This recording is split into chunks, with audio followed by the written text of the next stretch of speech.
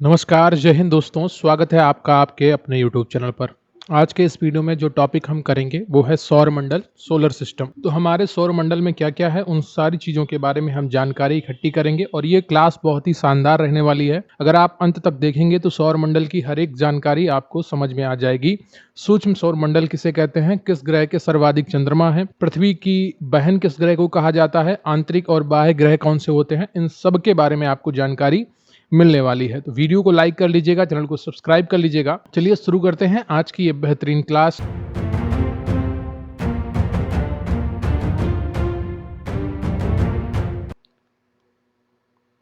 तो अभी हम सौर मंडल या सोलर सिस्टम के बारे में जानकारी पढ़ेंगे। सूर्य के गुरुत्व द्वारा एक कक्षा या ऑर्बिट में बंधे पिंडों की संरचना को सौर मंडल कहा जाता है। यानी कि एक सूर्य है, ठीक है, आपने यहाँ पर जैसे डायग्राम में देखा है, बीच में सूर्य है, इसका कुछ ग्रेविटेशनल फोर्स है, उसके चारों तरफ जो पिंड बने हुए हैं ये सब सौर मंडल के हिस्सा है। सौर मंडल में 8 ग्रह एवं उनके उपग्रह, क्षुद्र ग्रह तथा उल्काएं शामिल हैं। सौर मंडल का व्यास 1179 करोड़ किलोमीटर है। इसका लगभग 99.9% द्रव्यमान सूर्य में निहित है। यानी कि सौर मंडल का जो द्रव्यमान है उसका 99.9% सूर्य में है अकेले, बाकी 0.1% अन्य ग्रहों में है। आप यहाँ पर देख सकते हैं सौर मंडल का ये चित्र है। यहाँ पर आप सूर्य दिखेगा, सबसे करीब इसके बुध दिखेगा, फिर आपको शुक्र दिखेगा, फिर उसके बाद पृथ्वी दिखेगी, उसके बाद मंगल दिखेगा, फिर आपका बृहस्पति दिखेगा, फिर आपका शनि दिखेगा, फिर आपका यूरेनस दिखेगा और फिर आपका नेपच्यून दिखेगा। सबसे लास्ट में नेपच्यून है और सूर्य के बाद सबसे पहले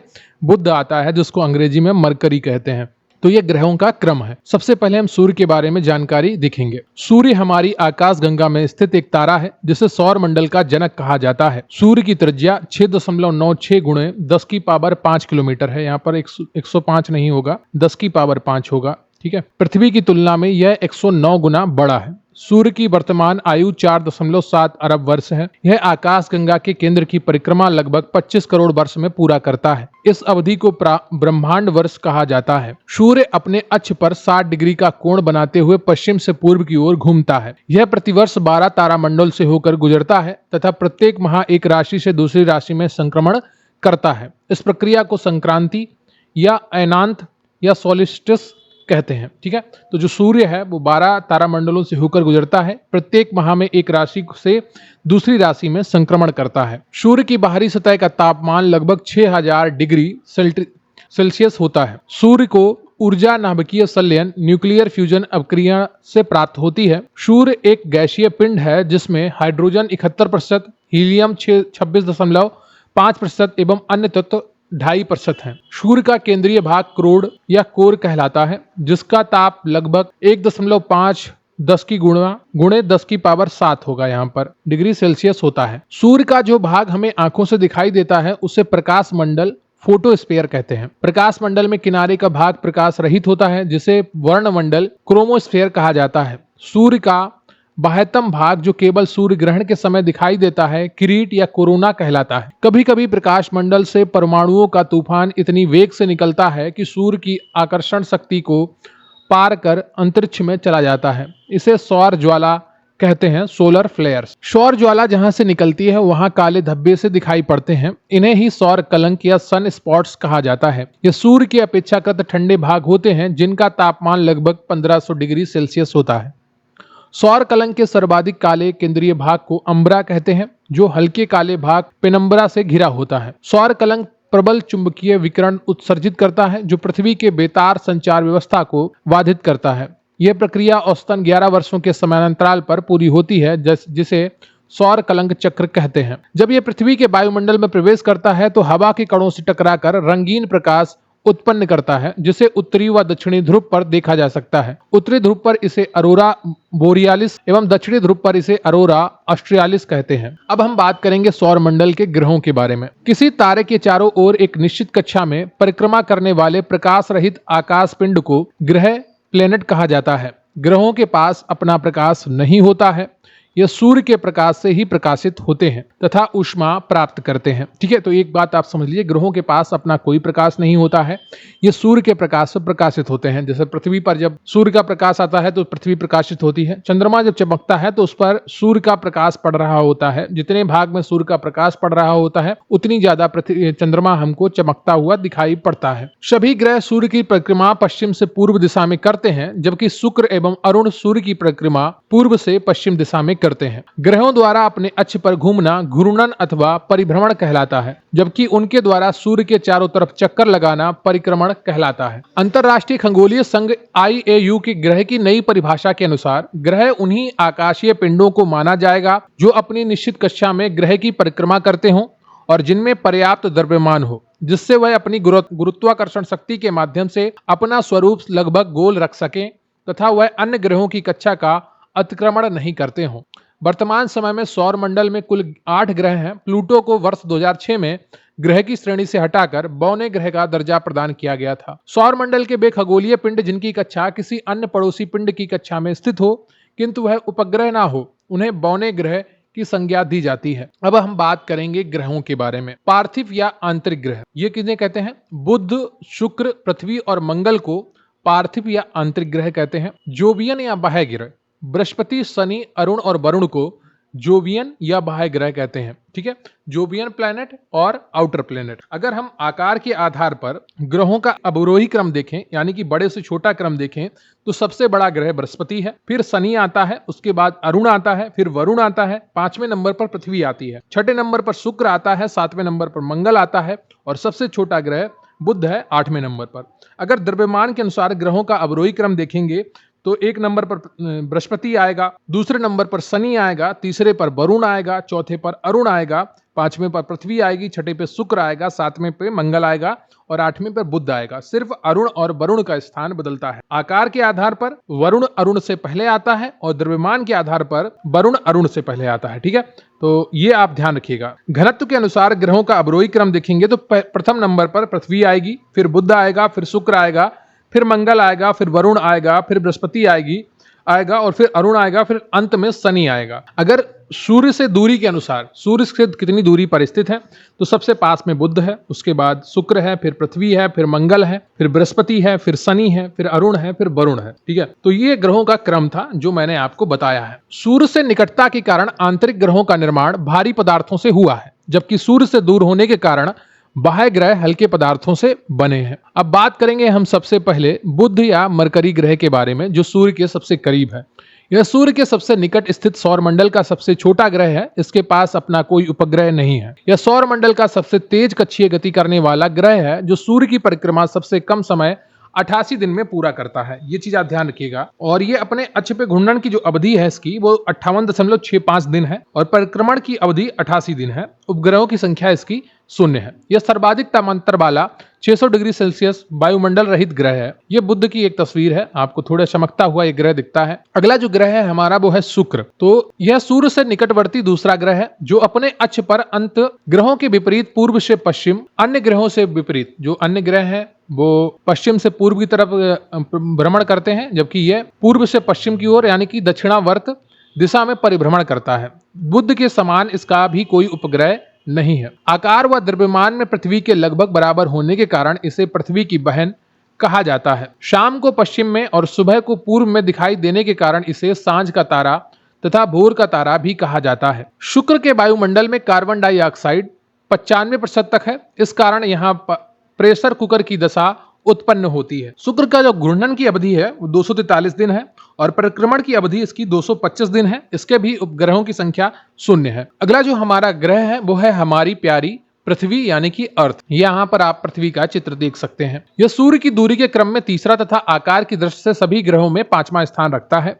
यह शुक्र एवं मंगल ग्रह के बीच में स्थित है। सूर्य की तरफ शुक्र है और सूर्य से दूर की तरफ मंगल ग्रह स्थित है और बीच में पृथ्वी है। पृथ्वी अपने अक्ष पर 23 डिग्री झुकी हुई है। इसका एक परिक्रमण लगभग 365 दिन में पूरा होता है और इसका जो एग्जैक्ट टाइम है वो 365 दिन 5 घंटे 48 मिनट 46 सेकंड। इसकी सूर्य से औसत दूरी लगभग 15 करोड़ किलोमीटर है। ठीक है, और इसका जो उपग्रह की संख्या है वो 1 है, जो चंद्रमा है। यह सौर मंडल का एकमात्र ज्ञात ग्रह है जिस पर जीवन पाया जाता है। अंतरिक्ष में यह जल की अधिकता के कारण नीला दिखाई देता है। तो अंतरिक्ष से पृथ्वी का रंग जल की अधिकता के कारण नीला दिखाई देता है, अतः इसे नीला ग्रह या ब्लू प्लैनेट भी कहते हैं। ध्रुवों के पास थोड़ी चपटी फ्लैट होने के कारण इसके पृथ्वी के आकार को भूआब या जियोइड कहा जाता है। ठीक है, पृथ्वी का एकमात्र प्राकृतिक उपग्रह चंद्रमा है।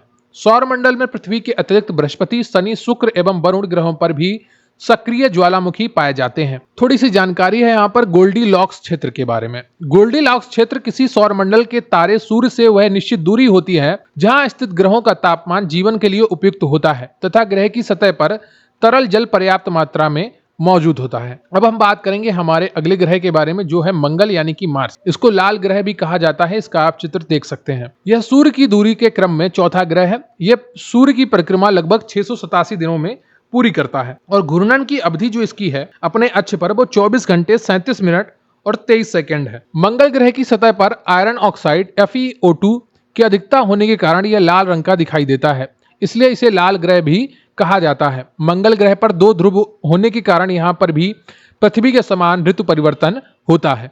इसके 2 उपग्रह हैं, फोबोस एवं डीमोस। डीमोस सौरमंडल का सबसे छोटा उपग्रह है। सौरमंडल का सबसे ऊंचा पर्वत निक्स ओलंपिया एवं सबसे बड़ा ज्वालामुखी ओलंपस मांस ये इसी ग्रह पर स्थित है। कहां पर स्थित है? मंगल पर स्थित है। अगला जो हमारा ग्रह है वो है बृहस्पति यानी कि जुपिटर। ये इसका चित्र है, आप देख सकते हैं। यह आकार एवं द्रव्यमान दोनों में सौरमंडल का सबसे बड़ा ग्रह है, जो अपनी धुरी पर सर्वाधिक तीव्र गति से घूर्णन करता है। अपनी धुरी पर यह मात्र 9 घंटे 55 मिनट में घूर्णन कर लेता है। यह तारा और ग्रह दोनों के गुणों से युक्त है, क्योंकि इसके पास स्वयं का रेडियो ऊर्जा है। ग्रहों में सर्वाधिक गुरुत्वाकर्षण बल बृहस्पति के पास है, जो 23.1 मीटर स्क्वायर प्रति सेकंड होगा यहाँ पर। ठीक है, का है। गैनीमीड, कैलिस्टो तथा यूरोपा इसके सबसे बड़े उपग्रह हैं। गैनीमीड सौरमंडल का सबसे बड़ा उपग्रह है। बृहस्पति को लघु सौर तंत्र भी कहा जाता है, मिनिएचर सोलर सिस्टम।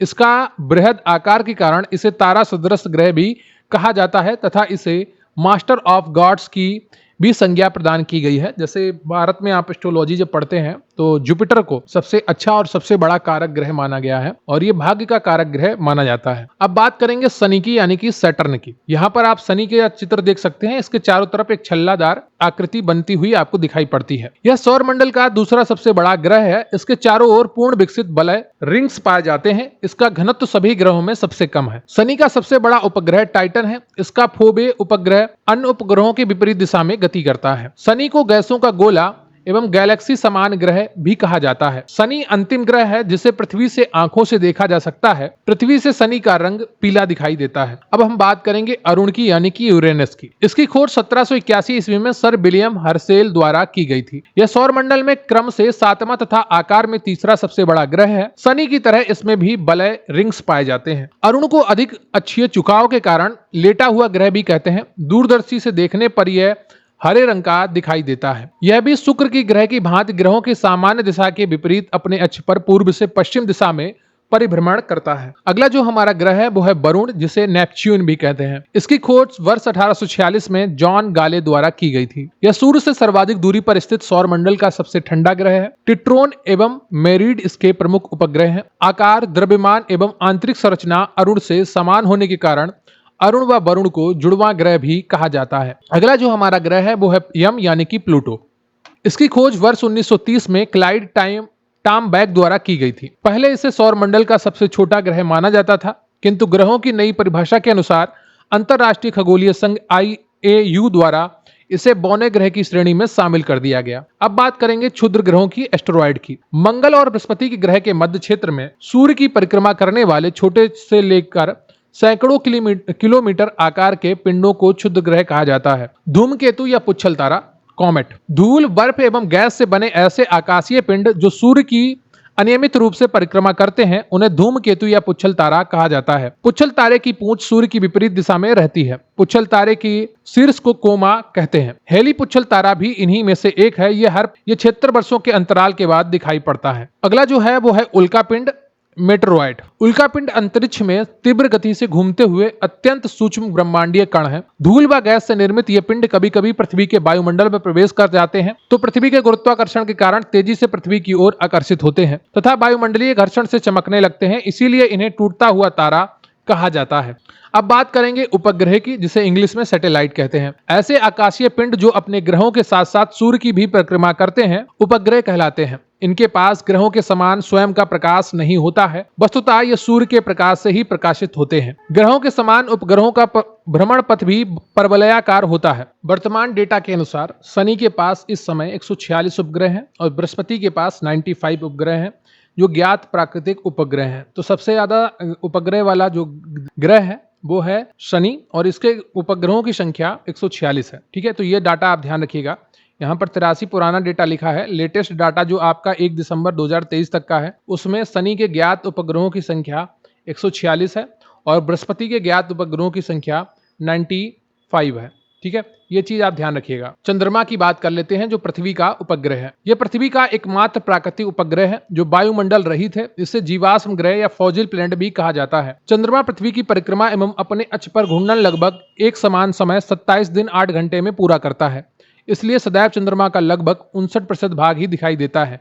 चंद्रमा और पृथ्वी की औसत दूरी 3,84,400 किलोमीटर है। लिवनेट्स पर्वत चंद्रमा पर स्थित सर्वोच्च पर्वत है। चंद्रमा पर स्थित काले धब्बों वाले क्षेत्र को शांति सागर या सी ऑफ ट्रैंक्विलिटी कहा जाता है। चंद्रमा के इसी भाग पर प्रथम मानव युक्त चंद्रयान अपोलो 11 20 जुलाई 1969 को उतारा था, जिससे नील आर्मस्ट्रांग तथा एडविन बज एल्ड्रिन चंद्रमा की सतह पर उतरे थे। अब बात कर लेते हैं, बहुत ही छोटी जानकारी बची है सुपरमून के बारे में। वह स्थिति जब चंद्रमा पृथ्वी के सर्वाधिक निकट होता है, इसे पेरिजी फुल मून भी कहा जाता है। इसमें चंद्रमा 14% ज्यादा बड़ा एवं 30% अधिक चमकीला दिखाई पड़ता है। सुपरमून शब्द सर्वप्रथम अमेरिकी खगोलविद रिचर्ड नोल्ले द्वारा वर्ष 1979 में प्रयोग किया गया था। अब बात कर लेते हैं ब्लू मून की। एक कैलेंडर माह में जब 2 पूर्णिमाएं हो तो दूसरी पूर्णिमा को चंद्रमा ब्लू मून कहलाता है। इसका नीले रंग से कोई संबंध नहीं है, वस्तुतः इसका मुख्य कारण 2 पूर्णिमाओं के बीच के अंतराल का 31 दिनों से कम होना है। अगला जो है आपका ब्लड मून। लगातार 4 पूर्ण चंद्र ग्रहणों को ब्लड मून की संज्ञा दी गई है। 4 पूर्ण चंद्र ग्रहणों को टेट्राड भी कहा जाता है। तो हमारा ये आज का टॉपिक कंप्लीट होता है, सौर मंडल सोलर सिस्टम। तो सौर मंडल की संपूर्ण जानकारी जितनी भी थी वो आज आपको दी गई है। सूक्ष्म सौर मंडल किसे कहते हैं? बृहस्पति को कहते हैं। किस ग्रह के सर्वाधिक चंद्रमा है? शनि ग्रह के हैं 146। पृथ्वी की बहन किस ग्रह को कहा जाता है? शुक्र को पृथ्वी की बहन कहा जाता है। आंतरिक और बाह्य ग्रह कौन कौन से हैं, इसके बारे में ही आपको पूरी जानकारी दी गई है। बृहस्पति के बाद वाले सारे ग्रह बाह्य ग्रह होते हैं बृहस्पति को लेकर, और मंगल तक के ग्रहों को आंतरिक ग्रह कहा जाता है। ठीक है, तो ये चीज आप ध्यान रखिएगा। वीडियो को लाइक कर लीजिए, चैनल को सब्सक्राइब कर लीजिए और कमेंट करके बताइएगा कि आपको ये टॉपिक कैसा लगा। मिलते हैं अगले वीडियो में, तब तक के लिए जय हिंद, जय भारत।